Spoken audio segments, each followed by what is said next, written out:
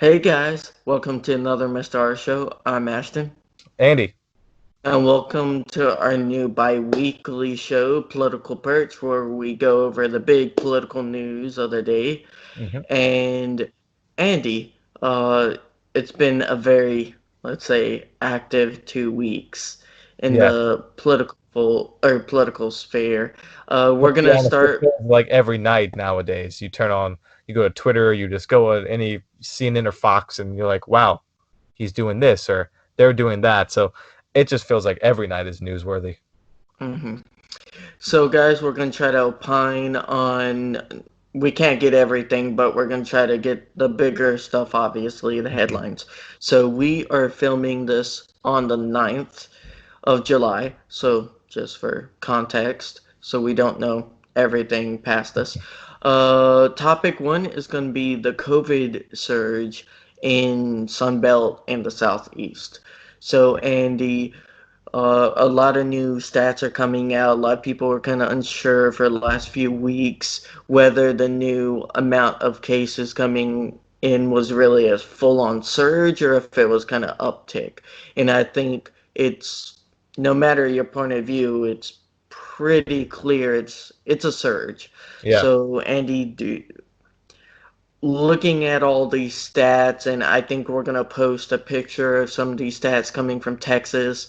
The COVID death rate has gone up a little bit. The what is it called, Andy? The overall amount of cases have gone up in Okay. Yeah. Yeah. Texas. Yeah. Uh, Hospitalization has also gone up. That's a new stat I saw today was hospitalizations, which a lot of people are like, oh, hospitalizations are going down even though the rate of infection's going up.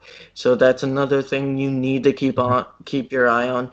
There's a lot of reports coming out of ICUs, like hospital Yeah. beds, 'cause going up. If you don't know, a hospital only has so many beds, Mhm. and if you get to a certain point, you have to start sending patients somewhere else because you literally can't fit them in the hospital.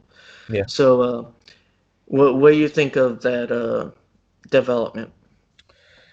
It's it's crazy. I mean, it's a crazy time, of course. No one saw this coming. At least the mass population didn't see this coming. It's as you said, it's July 9th for us right now is the time of recording. So we're getting towards football season. Now we're getting reports of places like the Ivy League canceling all their fall sports. You have the Big Ten just came out and said that they're only doing conference football. So a lot of sports are changing. We do have the MLS that just kicked off. Was it the 8th yesterday? They kicked off. Uh, some teams have already pulled back as cases are, more people can get infected in team settings. You have states personally where I live in South Carolina that it feels like nothing is different other than some. Luckily, the county I live in is having a mandated mask wearing policy, so I'm very grateful for that. But there are still many counties in the state that don't do that. So that is why we're seeing increased cases in Texas, like you said, and all throughout the southeast. Florida is Mm-hmm. getting hit really hard. You have Disney World just opening there again. So it's crazy to think, and you have the administration that we have now saying that death rates were lower, and I know he also President Trump came out and said today that if we did less tests like the other countries, we would have less cases. Trying to say that our increased cases is only because of us testing more, which not to get too much into a huge full out debate, but science disproves that, of course. Um, but Andy, I know you're a college student. I'm sure if you took less tests, you would get less Fs. I mean, that's just he is not wrong in that sense. it was if I can find a way to put that tweet up on the screen, I will. It was just also bad grammar in the tweet, but that's what you expect from our president now. So, but just at that time, we really need to curve this. I mean, we curved it originally to a certain extent back in May-ish, but then as soon as we had any sign of increasing development and Decreasing. yeah, The decreasing, yeah, second the second we started decreasing, people stopped taking it seriously, and that was all over the country for a little bit. and the riots But and terror came. governments, it. governments started not taking it seriously, Yeah. certain states. hmm Are you done? I don't want to cut you off. I mean, yeah, just to summarize, it's bad still. And we had for the first time 60,000 new cases nationwide yesterday, the 8th. So it's not going anywhere anytime soon, and we really need to take this seriously before it gets even worse. I think you saw this graph I shared. I think it was on Facebook where it was a chart and it says that it had the initial surge and it says naive, and then the second surge where it says like stupid or like ignorant. Um, I think it is just a sad development that people aren't taking just common sense precautions. And, there are a lot of reasons why some of this has gone political, where like one side feels like the other side's weaponizing it and vice versa. And we're not going to try to get into that, but simply your health, we need to not make health a political thing. And I feel like one side in particular has been trying to weaponize it and trying to make it a social warrior, not social warrior, but kind of like a culture war issue, when in reality it would have been so much easier for him just taking the advice of health officials, and it would have been way more politically advantageous for him to do Yeah. that at the start. And I feel like people would have given the president a lot more leeway when it comes to the virus itself had he been listening to the doctors all along. And even Um, that all along, if you still have today, we're seeing these 60,000 new cases, and you have the World Health Organization and the CDC telling the president what needs to be done, and he is going the opposite and actually pulling out of things like the World Health Organization. and me and Andy both get these organizations aren't perfect by all means. No, no, no, no. They're not perfect. But like, who does it benefit? I mean, if anything, it benefits other countries because we're the only country with the worst death rate, with the worst infection rate. Literally, other countries are closing their borders to us, and not to mention, we're the only country where it's a major issue politically whether or not to wear a mask. Why is that an issue? That shouldn't be an issue. It takes you 5 seconds to put on when you're in public. Takes you 5 seconds to take it off, and like you have videos of people freaking out over just being asked to do a simple thing for the health of others. You're not allowed to go in a crowded theater and yell fire. Just because you have a freedom doesn't mean it supersedes everyone else's health. Yeah. This is United States America. You can't just go around and do whatever you want. It is still a society. Well, I would So say yeah. you can do what you want, but you're not free from the consequences of what you do. So, like you said, yes, you can yell fire, but you will be thrown in jail or fined, or something will happen to you. Same thing with what the mask should be. You shouldn't force someone to wear a mask, but if they don't, fine them, and eventually people will wear the mask instead of paying the fines. It's The as simple as that. irony is the same people who's like, oh, that Christian couple, they don't have to bake a cake for a gay couple. But the second a business wants to say, oh, we want our customers to wear masks, oh, how dare you try to infringe on my rights? It's just like, it's crazy, It just guys. shows Try the to be, the oh, nature sorry. of selfishness, so, plaguing our country right now. If you can't even wear a mask to help someone else out not get a disease that could potentially kill them or spread to someone that could kill their family members, I'm not saying we're me and you are both younger men, so Yeah. we don't have higher risk of dying when we get this disease. Not saying we can't. People younger than us have died from this disease, but if we get it, and let's say I spread it to my grandmother who is in her 80s now, the chance of her dying is exponentially higher than mine. So why not? Why can't we just wear a mask to save those that need us? Hmm. It's just simple, and it's just mind-boggling right now. Yeah, it's simple health, and I hope everyone watching this tries to be mindful of that. Just do your part. It takes 2 seconds. And the ironic thing is, had we been doing this all along in every state all together, we probably would have our curve down to where the EU is, and we could have been reopening. The problem people need to understand, the virus needs to go away for the economy to improve. That's the thing a lot of Republicans aren't Oh, yeah. thinking about. Because if the virus stays here, we're going to have to completely shut down, or we're going to face a health crisis like this country has never seen. Yeah, to speak And you more will on, still have the economic collapse. that point, I was scrolling Twitter the other day, and one of the people I follow, they were at Universal Studios in Florida. That they're reopened too, along with other theme parks. I saw they were in a line for a ride. It might have been one of the Harry Potter rides. I'm not entirely sure, but there was not a soul in the line. You see how, yes, they're reopening, but people are scared to go out.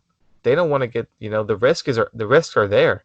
It's going to hurt the economy. These theme parks could lose a ton of money, if not have to shut down again, or run off a loss, because we're trying to force the economy to outpace health. When without good health, there really can't be a good economy.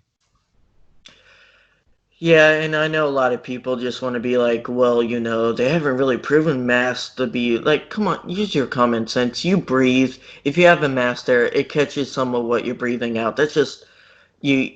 One plus one equals two. It's Yep. pretty common sense. We're not doctors, but I'm pretty sure if you look at the countries taking this seriously, like the EU, and looked at they have 1/8 of the infection rate we do.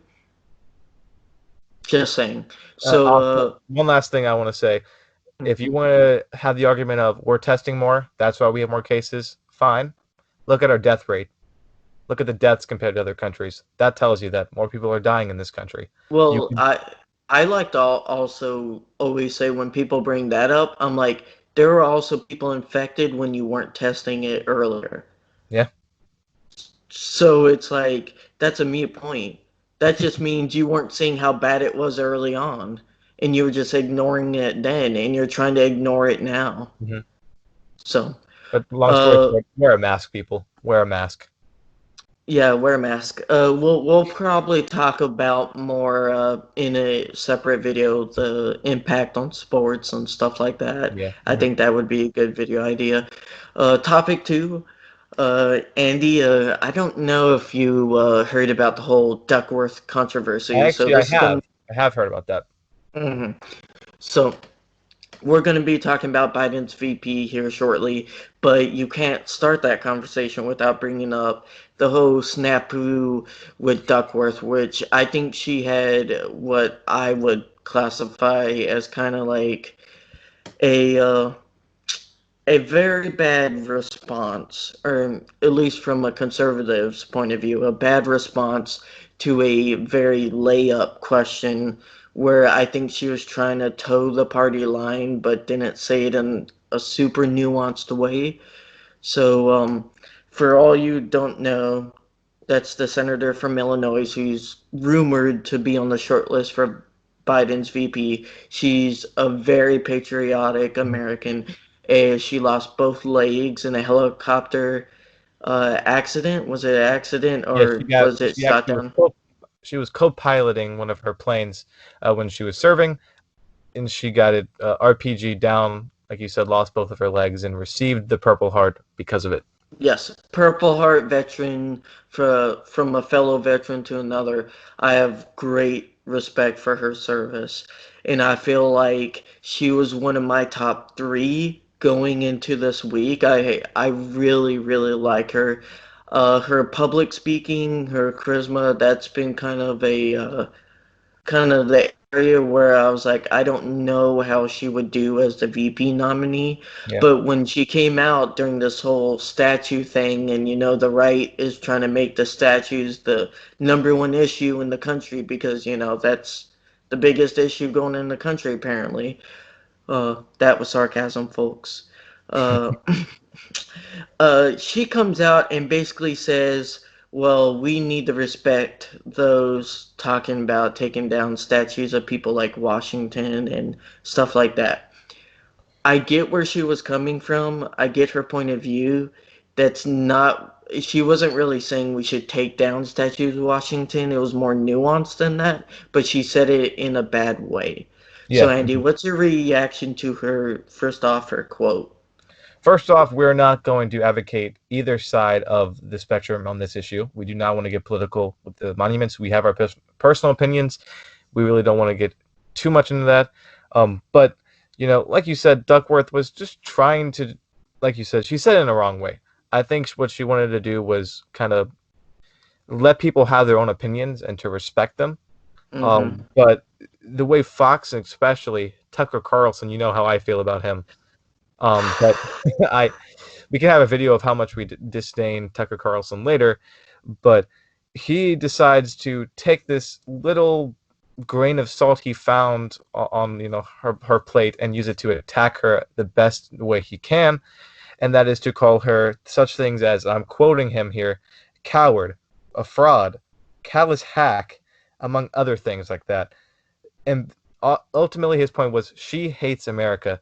I think that is one of the most ugliest things anybody could do. You're telling me this is a woman who fought for our country, lost both of her legs fighting for this country, could have died for this country. Other people have died in her shoes. She survived, received the Purple Heart. Not many people received the Purple Heart, might I tell you that. Then, instead of just, at that point, a lot of people would just right off into the sunset, cliche, you know what I'm talking about. She decides to give her life then to public service, to still serve her country, even with being a double amputee. I think that is insanely just asinine to say that she hates America. You can disagree with her on politics. We disagree with a lot of people on politics, Ashton. Oh yeah, yeah. To question a literal veteran who lost limbs fighting for this country and to call her someone who hates America, I just that's one of the worst things he said, and he said some awful things. Yeah, so someone I follow on Twitter, Molly Jong Fast, she calls his show White Power Hour, and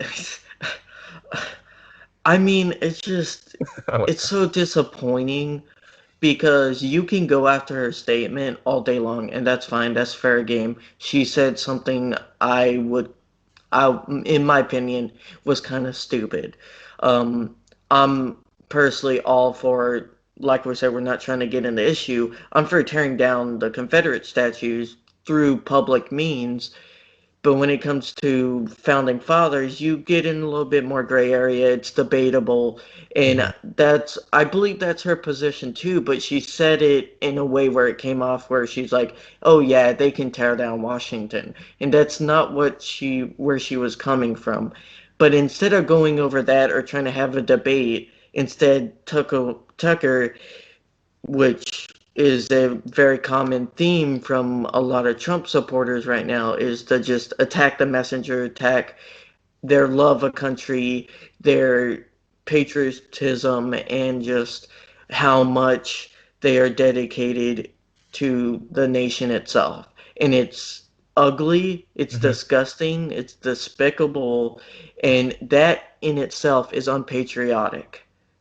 I So, think I want to say something real quick. I'm sorry for interrupting you, but when I was listening to your response to my response, it kind of got me thinking of you have people questioning their patriotism. Does this remind you of anything in history, maybe during the 1940s, of a certain leader who would always say anybody that disagreed with him, saying how dare you not support the blank race or you know what I'm talking about? I mean, let's be clear. We're not comparing Trump to any very bad leader in the past. I Not saying think, any names, just I, you can fill in the I, blank. I think our point here is you need to be very careful with just making patriotism itself blind and partisan. Yes. That you start in dangerous waters when you start treading that line. And I think we will talk about Carlson saying stupid things like he says all the time in the future. But we wanted to bring this up because, it's relevant to the race. I think Duckworth is a serious contender. Do I think this hurt her a little bit? Maybe. Democrats don't care as much, but I think independents will look at it and Mhm. be, that's a misstep you can't have. In this campaign, you can't give Trump free ammunition. You have to let him just basically go off on his own and mess up Mhm. himself. Yep. Um, Again, we're not gonna remember this in a week, but I feel like this hurt her a little bit in this process. One more question, Ashton. Hmm. Is Tucker Carlson a veteran? Hmm. Has he served in any wars? I To be Hmm. honest, it doesn't matter. It really doesn't matter if you served in military or not. My point is just that he doesn't have the right to call someone out for hating America if that said person was a veteran. That's my Well, only point. yeah, as someone who it my opinions are mine, they don't represent the military. I'm in the Air Force and I respect other veterans, and if you have different opinion than me, that's perfectly fine. And I even a veteran can call out another veteran as saying, like if they said they hate America, of course you can say they're not patriotic. But there's a line where just being partisan to the point where because someone is a different party than you, saying, "Oh, you hate America then," or "You hate America because you have different opinion than me on politics." That is despicable, and Yeah. that is not what you know, that isn't what America should be. So we need to fix that. And there are people on both sides, yes, that have done that before, and we need to call it out no matter what side it is. Just happens to be Carlson this time. So let's go on to the VP talk. I think this is a bachelor for political nerds, almost. Who's getting the rose at the end of this Yeah. season? Yeah, so everyone has their favorite. I think every cycle has the person who's most thought of to be it. For example, I think Tim Pawlenty was the McCain favorite to be it, or Joe Lieberman. It later on was like, oh, it's going to be Joe Lieberman 100%. Ended up being Sarah Palin. So the favorite now for Joe Biden, I think everyone can agree, is Kamala Harris. That's been the longest running one, and Yep. I think she's going to end up being in the final few. Andy, who is your pick or your few picks that you're like, you would like? And may I remind everyone, we are both not liberals. So we're going to pick people who are a little bit more independent or right leaning just because that's who we would prefer. Now, who we want and who Joe Biden picks are two totally different things, and we understand Yep. that. Mhm. These are our preferences, not who he's going to pick. Now, VP is always a tricky one to decide because do you vote? Do you your personal opinion? Do you want it to be more on who you think will do the best job, or who do you think will help said candidate win? Which one is more important to you? Um, to me, right now, with the state of our country, it needs to be someone that's going to help them win without a shadow of a doubt. That person, to me, at least Democratic wise, it still kind of fits somewhat into my ideology. Is Val Demings, the Mm-hmm. Congresswoman from Florida? Um, Florida is such a battleground state. You know how tough it is to win Florida. Both Mm-hmm. flips a lot. We discussed in our last video our Florida profile. Go check that out. But Biden needs Florida to win. I mean, yes, he could win other states and not get Florida to win, but Florida's always big and is one of the states that secured Trump's presidency. So getting Val Demings from Florida almost automatically clinches that state for Biden. One VP candidate that I want to say that I will not be happy with and would just be a total kind of slap in the face to his own party, in my opinion, is if he chose Elizabeth Warren. I feel like he's already stated that he was going to be a woman of color. On top of, Elizabeth Warren having the somewhat controversy ishness of when she claimed to be Native American and then was like as white as can be, basically. Oh, you're gonna get a lot of Elizabeth Warren supporters just yelling on our Listen, I comments. can respect a woman. That's fine. I just don't like her politics. I'm independent. So that's just how I feel. But you Mm-hmm. don't want to choose Elizabeth Warren when you already made this statement. It's going to be a woman of color. And Elizabeth Warren has that kind of baggage that you don't want from a VP candidate. Ashton, what about you? Who I know we've talked about it a little bit. I'm not entirely sure who your number one is, but if you had to pick, who's your VP for Biden? So it's gone up and down a little bit. I would say right now is, and we didn't talk about this beforehand, but it's actually Val Demings. So I was a little Wow, surprised when you said that. I didn't think it was her. I knew she was like in your top five. I did not know she was your number one.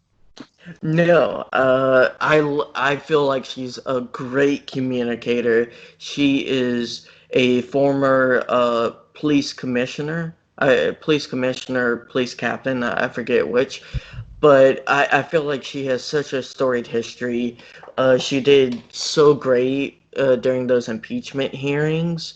I actually watched those lives, and I didn't know who she was at the that point in time. You know, I've been lifelong Republican before 2016, so just seeing her speak and seeing her gravitas, it was very impressive. And I feel like for Joe Biden, especially with where her district is in Florida, I feel Yeah. like she could be a critical key in rebuilding that electoral chest, or uh, I would say block for Biden. Um, Other ones that I really like, I'm still very, very high on the governor of Michigan. I Is that who you think I was supporting, or who did you think was my one? That's tough because I know you liked a lot of different ones. I know you talked about how Duckworth was there, but I didn't think she was your number one. The Michigan one you were talking about, but I don't know. It could have gone in either way for me with you. But I know It I did not think Val was Demings. last week. It was actually Duckworth until this comment came out. Ooh, Um, yeah, the comment, it's not a terrible comment, but to me it shows that she's gonna make some minor mistakes, and she's one of those candidates, she can't make a mistake at all because she doesn't have the energy and gravitas to like overcome no. it with a great speech the next week. And her debating skills, I need to watch some tape. If she ends up being picked, I'll do that. But still, it's like one of those things where she has to be on point and not be a distraction if she's not going to be this great, a like I said, great speaking candidate. So Yeah, I gotcha. she took she took a hit. Harris, I think we'll talk about her right now for a quick second. I'm not opposed to Harris, and I think we both can agree there's almost no choice Biden could pick that would make us not vote for him. Um, Unless by some he turns around and says Bernie Sanders is my vice president. I I, mean, unless I would Bernie I Sanders is would gonna die. grow some long hair and like it become a woman, I don't think it's gonna happen anytime soon. A reverse Michael Jackson do. Oh, what is that? I think Biden just picked Bernina Landers. Oh man, that looks Landerson, like an old white woman, long hair, also Jewish. What? Jew, Oh, Jewish. uh, I Now know we're we're getting off the train tracks here, Ashton. no. I Something about Harris just comes off to me kind of like Too safe, maybe. no, not too safe. I feel like she's more politically um, calculating than other candidates. I know every one of them are politicians and they have that, but to her, it's way more easier to read her as being like always politically calculating on her next move, what can get her more power, stuff like that. And to me, I just read that from her, and it always rubbed me the wrong way, and I think she is the most likely to be picked. But somewhere in my heart just says she may not get there just because of how badly she ran her presidential campaign. Yeah, I mean, it'll be interesting to see who he chooses. I think he said it's me around August, so in a month or so is when we'll find out finally who that VP will be. But Ashton, real quick, we're talking about vice presidents. Let's talk about a new presidential candidate that was thought was going to just be a joke because millennials and our generation are one of the kind. But Kanye West has officially announced his candidacy for 2020. He is going to become his own party called the Birthday Party. That's legit a thing. The Birthday Party is his political thing. He says he won't support Trump. Also says he will receive guidance from Elon Musk and, of course, Kim Kardashian. And there's already reports Elon Musk regrets endorsing him. Elon Musk is going to be the vice president of the birthday party. Free Teslas for all. You know, Just had to talk. I think the only thing we should talk about, other than it being completely stupid, it is, come on, it's true. I like Kanye's music, but come on, he's not President Kanye. I'm not doing that. But do you think this will hurt Joe Biden at all?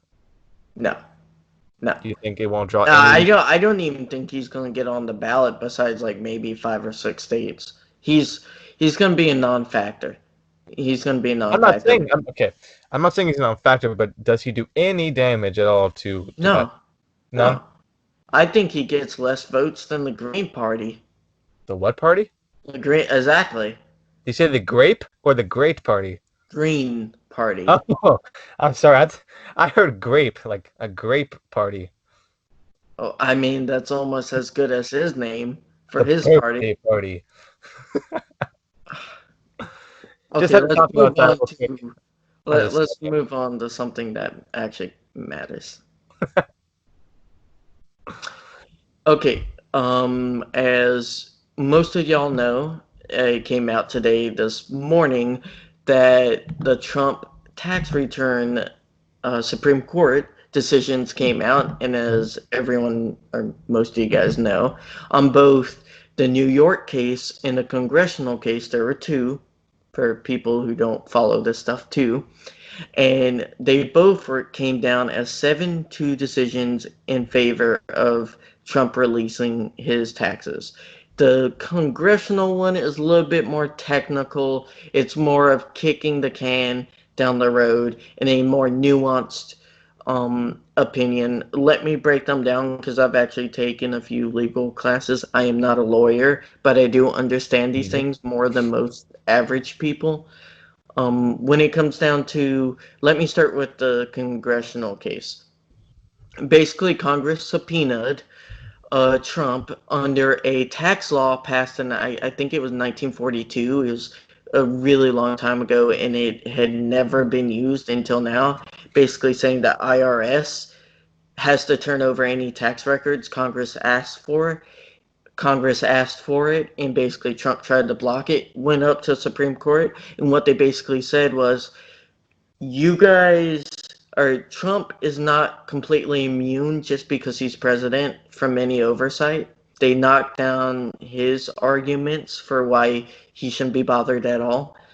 And then they also said, Congress, you need to give us more reasoning, or you need to give the legal system more reasoning on why you need these returns. And then basically said, fight it out in lower courts again. So that's overall that case. And then in the case of New York, it was a New York grand jury asking to see his tax returns, and they basically said, you can have them. Long story short. So a lot of people obviously were upset, especially on the left, because it means functionally you're not going to get to see his tax returns before the presidential election. I get it. I personally agree with the first ruling on. I agree with both rulings. I think as much as you don't want another Donald Trump, you shouldn't want another McCarthy. You don't want Congress just willy-nilly taking the financial records of any politician for partisan reasons. So they do need to provide like if the Supreme Court said you don't have enough reason, you don't have enough reason and you need to do a little bit better. But the New York case that went against them, and of course, no one knows when that stuff could come out. So, Andy, after hearing about that, what's your reaction to those court cases? I mean, I like I said, I both of them make sense. Both of them, agreeable. I can see why people on the left are a little upset about, hey, we've been wanting these tax returns before he became president. Why don't we have them now? But they have to understand legality of stuff and the way just legal stuff works and politics works is it doesn't work like instant, right? It takes time to do things. You look at let's say an example of it's way more of an extreme case what I'm presenting, but if you ever watched the movie Ashton the Report, Mm-hmm. when they exposed a lot of the torture the CIA did after 9/11, that took many, many, many years to finally a lot of back and forth between Congress and the CIA and a lot of stuff, but it took years for that. And it's only been what 3, 4 years since these whole taxes thing. So they will be released. It might be after presidency. You can look at our June election prediction to see that we don't think he's going to be president anyways. So Mm-hmm. releasing these taxes won't help or hurt him really because he's not going to win in our opinion. But it will just hurt his legacy even more if these taxes come out and it shows maybe some illegal Shady activity. We stuff. don't know. Yeah. I will say, I think it should be a. I don't think it would be a constitutional amendment. It should definitely be a federal law that any candidate running for federal office has to release their tax returns. I feel like it's important knowledge for the American people to know your financial situation when you're going into office, especially from the person who the background checks for the federal government. If you don't know this, Andy, the person who controls or is in charge of the security clearance, all the security clearances in the government is the president. Technically, he's the top dog. And guess what? If you have a security clearance, you need to have your financial records constantly checked. So it makes no sense to have the person ahead of that system not being checked. And they do Yep. that because you can become compromised. Oh yeah. So that's just one of those things. I think that should be federal law. And I think that's something Congress will probably fix after Trump leaves the White House.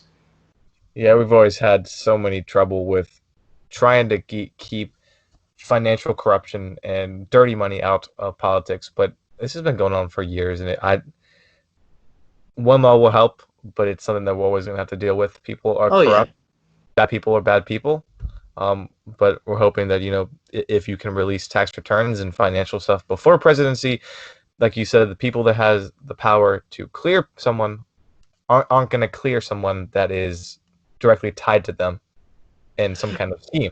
Of course, like Nixon or something like that. They were both court rulings were 7-2, so they weren't narrow rulings, and both I believe both had the Trump justices rule against him, which I think is fascinating. And I love the meme or the picture where it shows the I think it's a flood and it has the Butt Gorsuch sign like barely under like starting to be underwater, because that's where I feel like the the conservative movement is now. It's like it was, but the economy, but the judges, and you see both. Like I've always liked his nominees for justices. I thought Trump picked two good ones, even though he didn't pick them. The I think Judicial Society, or it's some conservative group that just hands him a list, and Trump just looks like whatever. This guy says he likes me. That's good enough. So that's it. That's it for the news. Andy, you got anything else to add? Wear a mask. All right, guys. See you on the next show.